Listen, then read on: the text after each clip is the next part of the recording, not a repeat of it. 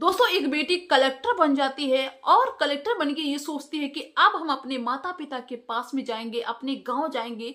मेरे माता पिता मुझे देख के बहुत ज्यादा खुश हो जाएंगे, मुझे सीने से लगा लेंगे। बहुत सारे सपने उस बेटी के मन में आते हैं और वो इन्हीं सपनों को लिए अपने गांव की तरफ चल देती है। और जब वो बेटी अपने घर पे पहुंचती है, दरवाजे पे पहुंचती है, वैसे ही उसके पिताजी उसको देख लेते हैं और उसके पिताजी उसको दुत्कार कहते हैं कि तू यहाँ से चली जा, मुझे अपनी शक्ल मत दिखाना, तेरी वजह से मेरी बहुत ज्यादा बदनामी हो रही है।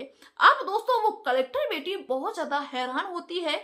वो अपने पिताजी से कहती, पिताजी आप कैसी बातें कर रहे हो, आखिर में क्या हुआ, मैंने कुछ ऐसा तो किया नहीं जिसकी वजह से आप कह रहे हैं कि मेरी वजह से बदनामी हो रही है और आप मुझे देखना नहीं चाहते। दोस्तों वो बेटी बहुत ज्यादा विनती करती है और वो बेटी ये देख रही है कि उसकी माँ भी दूर से तमाशा देख रही छुप के। दोस्तों वो बेटी बहुत ही ज्यादा हैरान होती है और जब इन सब के पीछे जो वजह थी उसको जानने का जब वो प्रयास करती है और उसके सामने जो वजह निकल के जाती है वो बहुत ही ज्यादा दोस्तों हैरान करने वाली होती है। तो चलिए दोस्तों इसकी पूरी हकीकत हम आपको बताते हैं कि आखिर में उसके पिताजी अपनी बेटी से क्यों नफरत करते थे जबकि बेटी एक बहुत बड़े पोस्ट पे थी। दोस्तों ये कहानी एक ऐसे बेटे की है जिसका नाम खुशी होता है। वो अपने घर परिवार से दूर रह के पढ़ाई करती थी और उसके माता पिता उसका खर्चा हर महीने के महीने उसको वहीं पे भेज दिया करते थे जहां पे वो बेटी रहती थी। लेकिन उसके माता पिता हमेशा ये कहा करते थे उस खुशी से कि बेटी पढ़ लिख के तुम कुछ बन जाओ, लेकिन रहना वहीं पे, गाँव में कभी नहीं आना, हम तुम्हें देखना नहीं चाहते हैं, हम तुमसे मिलना नहीं चाहते हैं। जब दोस्तों खुशी अपने माता पिता से ये बात पूछती थी कि ऐसा आप क्यों करते हो, भला माता पिता किसी की अपने बच्चों के साथ में ऐसा करते हैं, तो माता पिता अक्सर ये कह देते थे खुशी से कि कुछ बातें राज ही रहे तो ज्यादा अच्छा होता है, कुछ चीजों को ना जानो तो ज्यादा अच्छा रहे। दोस्तों खुशी हमेशा इस चीज को सोचती थी कि आखिर में मेरे माता पिता मुझसे क्या छुपाना चाहते हैं, क्या मुझसे छुपा रहे हैं जो हमें वो पसंद भी करते नहीं है और मेरा खर्चा भी पूरा उठा रहे हैं। फिलहाल वो इन सब चीजों को इग्नोर करती है और दिन रात मेहनत से पढ़ाई करती है क्योंकि उसके पिताजी ये कहा करते थे कि बेटी पढ़ लिख के तुम कुछ अच्छा करो, किसी बड़े पोस्ट पे पहुंच जाओ। लेकिन ऐसा आ जाता है कि खुशी कलेक्टर बन जाती है। दोस्तों खुशी इस बात को अपने माँ बाप को नहीं बताती है और खुशी ये सोचने लगती है कि ये सरप्राइज अपने माता पिता को हम छुपके से देंगे और वहां पे जाके देंगे, देखना मेरे माता पिता का सर गर्व से ऊंचा हो जाएगा। इसी विचार से खुशी अपने माता पिता को कोई इन्फॉर्म नहीं करती है और अपनी गाड़ी लेती है, चल देती है अपने गांव के लिए, अपने माता पिता से मिलने के लिए। बहुत सारे सपने उसके दिमाग में आ रहे। अब दोस्तों क्या होता है कि खुशी जैसे ही अपने गांव में पहुंचती है और अपने घर पे पहुंचती है, यानी कि दरवाजे पे पहुंचती है, वैसे ही उसके पिताजी उसको मिल जाते हैं। पिताजी ने जैसे ही खुशी को देखा तो पिताजी चौंक जाते हैं। मतलब पिताजी का ऐसा बिहेवियर, ऐसा चेहरा लग रहा था कि जैसे खुशी को देख के उनको बहुत बड़ा झटका लगा। लेकिन खुशी ने कहा कि पिताजी हम कलेक्टर बन गए, तुम्हारी बेटी आ गई। पिताजी ने कुछ नहीं सुना। पिताजी बस ये कहने लगे कि तू यहाँ पे क्यों आई, मैंने तुझको रोका कि तू यहाँ पे मत आना, तू यहाँ पे क्यों आई भाई, तू यहाँ से चली जा, तेरी वजह से मेरी जिंदगी तबाह है, तेरी वजह से मेरी बदनामी हो रही है। तो खुशी बहुत ज्यादा हैरान। खुशी कहते पिताजी आखिर में मैंने ऐसा कौन सा काम कर दिया, हम तो कलेक्टर बन गए, पढ़ाई लिखाई कर रहे थे और आपकी बदनामी क्यों हो रही है, मुझे समझ में नहीं आ रहा। लेकिन पिता ने कहा, पिता का नाम रमेश था, रमेश ने कहा कि देख हम कुछ भी सुनना नहीं चाहते हैं, तो इसी वक्त यहाँ से चली जा। खुशी अपनी माँ से कहती, माँ भी पीछे खड़ी हुई कि माँ जी पिताजी ऐसा क्यों कह रहे हैं। माँ भी अपना मुंह फेर लेती है, भाई भी उसके चुपचाप खड़े होते हैं और पिताजी उसको धक्के मार के वहां से निकाल देते और कहते चुपचाप यहाँ से चली जा। दोस्तों सभी लोग तमाशा देख रहे थे। खुशी अब दुखी होके वहां से चल देती है और खुशी ये सोचती है कि आखिर में मेरे पिताजी मेरे साथ में ऐसा व्यवहार क्यों करते हैं। दोस्तों खुशी की एक सहेली थी जिसका नाम था रीमा। खुशी अक्सर अपनी सारी बातों को उस रीमा से शेयर कर लिया करती थी। खुशी उसके पास में जाती है, उससे कहती है कि आज हम अपने घर पे गए थे लेकिन पिताजी मेरे मुझे देख के खुश नहीं हुए, बल्कि उन्होंने मुझे धक्के मार के वहां से निकाल दिया और कहा कि तू यहाँ से चली जा, फिर कभी मत आना। दोस्तों रीमा भी बहुत ज्यादा हैरान होती है। रीमा कहती कि पता नहीं तुम्हारे पिताजी ऐसा क्यों करते हैं। लेकिन रीमा ने कहा कि तुम्हारी माँ, तुम्हारे पिताजी हमेशा ये कहा करते हैं कि कुछ बातें राज ही रहें तो ज्यादा अच्छा है। तेरे माता पिता कुछ तो तुझसे छुपा रहे हैं जो तुझे बताना नहीं चाहते हैं। आखिर में वो राज क्या है? अब दोस्तों खुशी के मन में ये बात चलने लगती है कि इस राज को हम जान के ही रहेंगे कि आखिर में मेरे माता पिता के सामने ऐसी कौन सी बड़ी मजबूरी है जिसकी वजह से वो इतना परेशान है और मुझे अपने आंखों के सामने रखना नहीं चाहते। अब दोस्तों खुशी अपनी सहेली के साथ में बैठ के ये विचार बनाती है कि मुझे ये राज किसी और के द्वारा पता करना होगा और ये राज मुझे तभी पता चलेगा जब हम अपने गांव अपने घर के आसपास ही होंगे, वरना मुझे ये राज पता नहीं चलेगा कि ऐसा क्यों करते हैं और छुप के अपने माता पिता से छुप के मुझे इन सब के बारे में पता करना होगा। दोस्तों खुशी इसी विचार से चल देती है अपने गांव के लिए और शाम के वक्त उस गांव में एक अध्यापिका थी जिनका नाम अनीता शर्मा था। उनके पास में वो खुशी जाती है और कहती है कि हम यहाँ पे आंटी जी छुपके से आए हैं और मुझे कुछ जानना है। दोस्तों वो खुशी सारी बात बताती है अनीता को कि मुझे ये नहीं समझ में आता है कि मेरे माता पिता मेरे साथ में ऐसा व्यवहार क्यों करते हैं। कोई बात हुई, कोई बहुत बड़ी वजह हुई है जो ऐसा करते हैं। दोस्तों अनीता भी खुशी की बात को सुन के चौंक जाती है और अनीता भी कहने लगती है कि बेटी इस राज को ना ही जानो तो ज्यादा अच्छा है। तब तक क्या होता है कि उसी गांव का एक चौकीदार होता है, वो भी वहां पे आ जाता है। दोस्तों खुशी उस चौकीदार से भी कहती है कि अंकल जी मुझे जानना है कि आखिर में मेरे माता पिता के साथ में ऐसा क्या हुआ था जिसकी वजह से वो मेरे साथ में ऐसा व्यवहार कर रहे हैं। दोस्तों इतनी बात जब उस चौकीदार ने सुनी तो चौकीदार भी सन्न हो गया। यानी कि गांव के किसी व्यक्ति के मुंह से आवाज नहीं निकलती जब भी वो खुशी इस बारे में बात करने की कोशिश करती छुपके छुपा के, तो लोगों के जबान पे ताला लग जाता है। अब खुशी ये सोचती है कि भाई कौन सी बड़ी बात है। अब खुशी ये सोचती है कि मुझे छुपके से अपने घर में जाना होगा। मेरा एक पुराना घर है जिसमें मेरे माता पिता रहते हैं, वो तो अभी बना हुआ है, लेकिन मेरा एक पुराना घर है, मुझे उस घर में जाना होगा और मुझे छुपके से कुछ पता करना होगा, कुछ ढूंढना होगा, कोई सबूत जुटाना होगा। हो सकता है कि मुझे कुछ पता चल जाए। दोस्तों इसी विचार से जब रात के 12 बजे का टाइम होता है, खुशी अपने पुराने घर में छुपके से जाती है और छुपके से कुंडी खोलती है और सारे लोग इस नए घर में होते हैं। दोस्तों जैसे ही खुशी उस पुराने घर की कुंडी खोलती है और एक कमरा सा बना होता है उस कमरे में जाती है और उस कमरे में देखने लगती है कि यहाँ पे कुछ चीजें हो सकता है कोई तस्वीर हो, कोई पत्र हो, कुछ भी हो, कहीं से मुझे कोई सुराग लगे, जिसके चलते इधर उधर वो देखने लगती है। तब उसको एक पुराना संदूक दिखाई देता है और अक्सर जब खुशी छोटी थी उस संदूक को कभी छूने नहीं दिया जाता था, तब सभी लोग उसी घर में रहते थे। दोस्तों बड़ी बेसब्री से खुशी उस संदूक को खोलती है। जैसे वो संदूक को खोलती है तो उसमें कुछ चीजें उसको मिलती हैं। एक फाइल मिलती है, फाइल में कुछ पन्ने ऐसे होते हैं जो लिखे हुए होते हैं। तो खुशी की उत्सुकता बहुत ज्यादा बढ़ जाती है। वो सोचती है कि शायद मुझे इस फाइल में कुछ मिल जाए, ये कागज के पन्ने जो लिखे हुए हैं शायद है कि इनमें कुछ राज मिल जाए। दोस्तों खुशी उस फाइल को पढ़ने लगती है। जैसे ही वो पहला पन्ना पढ़ती है उसमें उसको पढ़ के उसको ये पता चल जाता है कि ये मेरे पिताजी की ही फाइल है, पिताजी ने ही कुछ इसमें लिखा हुआ है। दोस्तों उसमें लिखा हुआ था कि मुझसे बहुत बड़ी गलती हो गई, मुझसे बहुत बड़ा पाप हो गया, मैं अपने आप को माफ नहीं कर पा रहा हूं, मैं क्या करूं। दोस्तों इतना उस पहले पन्ने में लिखा हुआ था। अब तो खुशी की उत्सुकता और बढ़ गई कि आखिर में क्या है। वो अगले पन्ने को पलटाती है। अगले पन्ने में दोस्तों ये लिखा हुआ था उसके पिताजी के द्वारा शायद कि आज भी मैं उस औरत की चीखों को भूल नहीं पा रहा हूँ। मैं बहुत ज्यादा बेचैन हो जाता हूँ जब मुझे उसकी याद आती है। वो कैसे चीख रही थी, कैसे चिल्ला रही थी, कैसे मुझसे मदद मांग रही थी। मैं कितना नकारा था जो मैं उसकी मदद नहीं कर पाया, मैंने ऐसा क्यों किया। आज ही मैं उस दर्द को भूल नहीं पा रहा हूँ। दोस्तों इतनी बात लिखी हुई थी। अब खुशी को ये ना समझ में आए कि आखिर में कौन चीख रहा था, कौन चिल्ला रहा था, कौन औरत थी, किसके साथ में क्या हुआ था जो मेरे पिताजी भूल नहीं पा रहे। अब तो खुशी की और ज्यादा उत्सुकता बढ़ती जाती है। दोस्तों जैसे अगला पन्ना पलटाती है वैसे वो देखती है कि एक तस्वीर रखी हुई है जिसमें एक महिला है, एक महिला छोटी बच्ची को लिए हुए है। दोस्तों उस तस्वीर को खुशी बड़ा ध्यान से देखती है। खुशी को ये लगता है कि जो छोटी बच्ची है ये चेहरा जाना पहचाना सा ऐसा लग रहा है कि ये मैं ही हूँ, लेकिन उसको क्लियर नहीं था।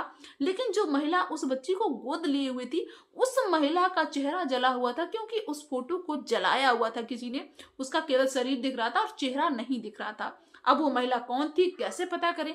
तब तक दोस्तों वो इन सब चीजों में खोई हुई थी। अचानक से पीछे से किसी की आवाज आती है। वो मुड़ के देखती है तो पीछे उसकी माँ खड़ी हुई है। माँ ने जैसे खुशी को देखा तो माँ हैरान हो जाती। माँ कहती, तू खुशी यहाँ पे कैसे आई? तो खुशी सब कुछ बताती है। खुशी कहती कि माँ, मुझे जानना है कि मेरे पिताजी ऐसा व्यवहार क्यों करते हैं, और आखिर में पिताजी के साथ में ऐसा क्या हुआ था। माँ, इन पन्नों में लिखा हुआ है कि आज भी मुझे उसकी चीखें सुनाई देती हैं, आज भी मैं बेचैन हो जाता हूँ, मैंने बहुत बड़ी गलती की हुई है। आखिर में पिताजी से ऐसा क्या हुआ, कुछ हुआ है क्या? दोस्तों माँ ये सुन के चुप रह जाती है और माँ की आंखों में आंसू आने लगते। माँ ये कहने लगती कि बेटी, इस राज को ना ही जानो तो अच्छा है। दोस्तों वो खुशी बहुत ज्यादा जिद करती है, लेकिन माँ कुछ नहीं बताती है। तब तक क्या होता कि पीछे से उसके पिताजी भी आ जाते हैं। पिताजी ने बहुत ही चीख के खुशी से कहा कि तेरी हिम्मत कैसे हुई इसको छूने की? मैंने तुझसे कहा था कि इन सबसे दूर रहना, तो क्यों इन सब में घुसती हुई चली जा रही है? दोस्तों खुशी भी बहुत ज्यादा गुस्सा हो जाती है और कहती कि पिताजी, मुझे जानना है, मैं आपकी बेटी हूं, फिर भी आप मेरे साथ में ऐसा व्यवहार क्यों कर रहे हैं? मुझे इन सब के बारे में जानना है। लेकिन उसके पिताजी नहीं कुछ बोलते हैं। खुशी अपने पिता से सवाल करती, पिताजी इसमें ये ऐसा क्यों लिखा हुआ है कि मुझे उसकी चीखें आज भी सुनाई देती हैं? क्या हुआ था आपके साथ में? लेकिन पिताजी भी चुप हो जाते हैं। पिता यानी जो रमेश थे, उनकी आंखों में भी आंसू आ जाते हैं और वो भी अपने आंसुओं को पोंछते हुए चले जाते हैं। यानी माता और पिता ने किसी ने कुछ भी जवाब नहीं दिया। खुशी अपने घर पे भी जाती है, लेकिन उसके माता पिता कहते तुम यहाँ से चली जाओ तो ही अच्छा है। अब दोस्तों खुशी को पूरी तरह से यकीन हो चुका था कि कुछ तो यहाँ पे बहुत बुरा हुआ है, जो बहुत ही मतलब असहनीय है। मेरे माता पिता उसको बता नहीं पा रहे हैं, लेकिन अब उसके मन में ये उत्सुकता थी कि मुझे इसको जानना है। बिना जाने हम यहाँ से जा नहीं सकते, चाहे कुछ भी हो जाए, चाहे मेरे पिताजी मुझे मार ही क्यों ना डाले। दोस्तों अब जो खुशी थी ये सोचती है कि अब मुझे जो अनीता आंटी हैं उनसे ही पूछना होगा, जबरदस्ती पूछना होगा, चाहे जैसे बताएं। वो दोबारा से अनीता के पास में जाती, लेकिन अनीता ने साफ मना कर दिया कि नहीं, हम कुछ नहीं जानते। तब दोस्तों खुशी उस चौकीदार के पास में जाती है शाम के वक्त और चौकीदार से कहती है, अंकल जी मुझे सब कुछ जानना है कि आखिर में मेरे माता पिता के साथ में ऐसा क्या हुआ जिसके चलते वो ऐसा व्यवहार कर रहे हैं। लेकिन चौकीदार ने तुरंत मना कर दिया कि नहीं बेटी, मुझे कुछ नहीं मालूम है। लेकिन अब की बार खुशी जिद करने लगती है। तब दोस्तों वो चौकीदार बताना शुरू करते हैं कि आज से 25 साल पहले की बेटी बात है। एक महिला जिनका नाम कीर्ति था, जिनके पति ने उनको धोखा दे दिया था और वो इसी गांव में आकर रहने लगी थी कीर्ति। और कीर्ति बहुत ही ज्यादा पढ़ी लिखी थी, बहुत ही सुंदर थी। अक्सर उसके सभी लोग बात माना करते थे। और जो तुम्हारे पिताजी हैं जिनका नाम रमेश है, वो उस समय इस गांव के सरपंच थे। उनकी अच्छी खासी इस गांव में चलती थी, सभी लोग उनकी बात मानते थे। लेकिन धीरे धीरे उस महिला से तुम्हारे पिताजी का संबंध हो जाता है, यानी कि एक दूसरे को पसंद करने लगते हैं, जिसके चलते तुम्हारे पिता जो रमेश थे उस औरत कीर्ति से मिलने जुलने लगते हैं और इसकी चर्चा पूरे गांव में होने लगती है। धीरे धीरे क्या होता है कि कीर्ति पढ़ी लिखी थी, जिसके चलते इस गांव में कुछ काले कारनामे होते थे।